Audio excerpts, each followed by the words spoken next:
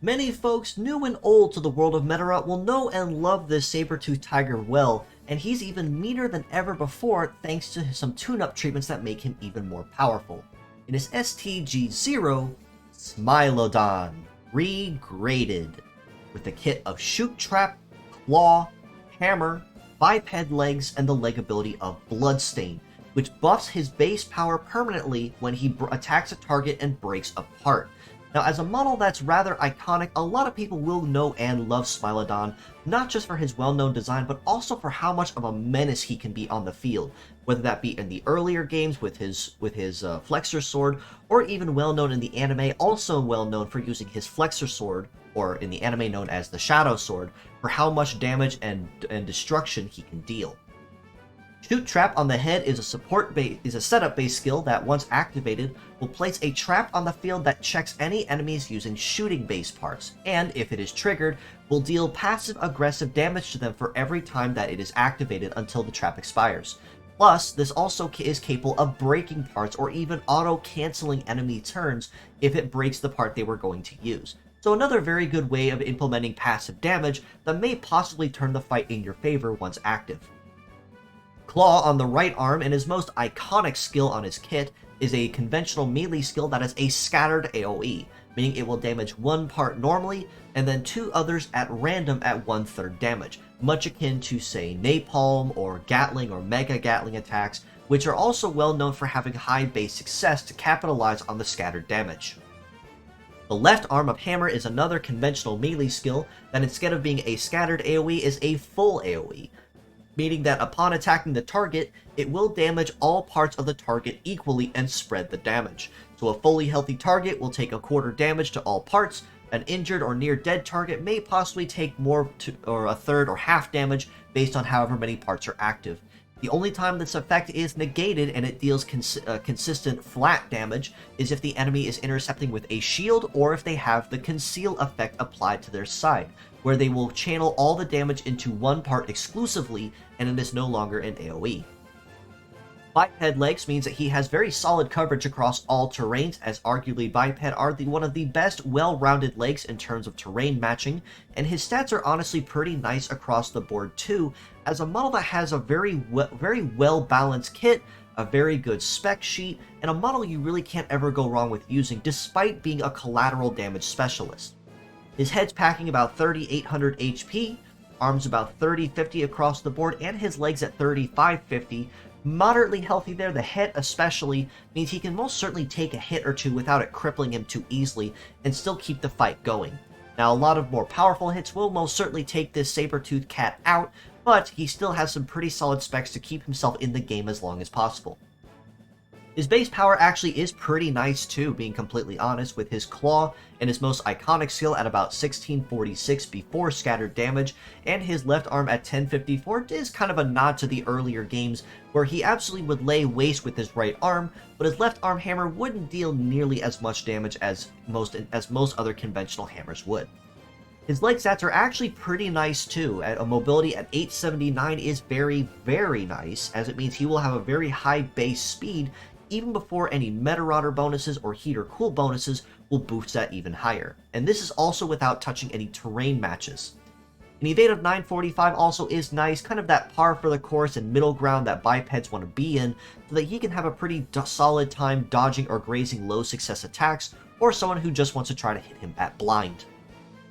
A melee resist at almost 1400 is very, very nice, as it means he can most certainly hold his own up close and personal when people like to get in his space. And a shoot resist of 791, almost 800, isn't terrible. I'm not going to really harp on him too badly for this, because his stats across the board actually are pretty nice, but I would recommend exercising some caution when taking on enemies of long-range combat mastery.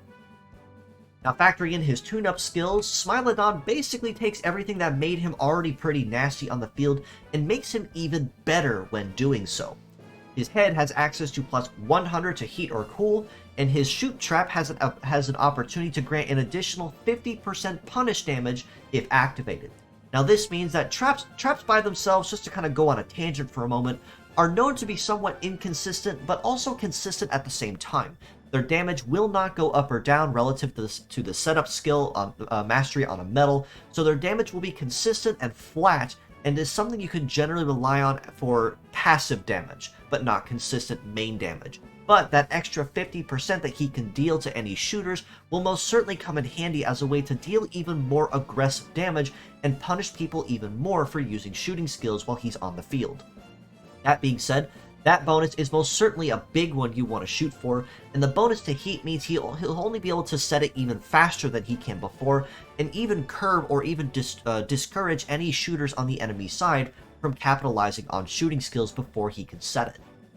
The right arm has access to plus a heat cool bonus of 200 to each, plus 200 to power, and passive gets an additional 400 to power when dealing scattered damage. Now honestly, he has a lot of bonuses here on this arm. You really can't ever go wrong with using either direction, and you can honestly build him in a lot of different ways based on how you use him.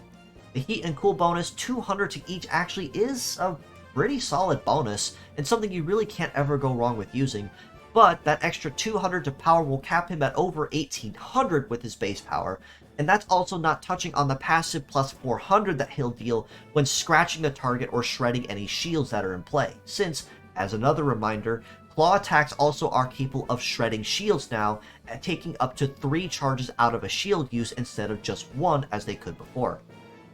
That being said, much akin to how he was in the early days, you definitely want to capitalize on that damage bonus where possible between his base power or the passive power bonus he has access to.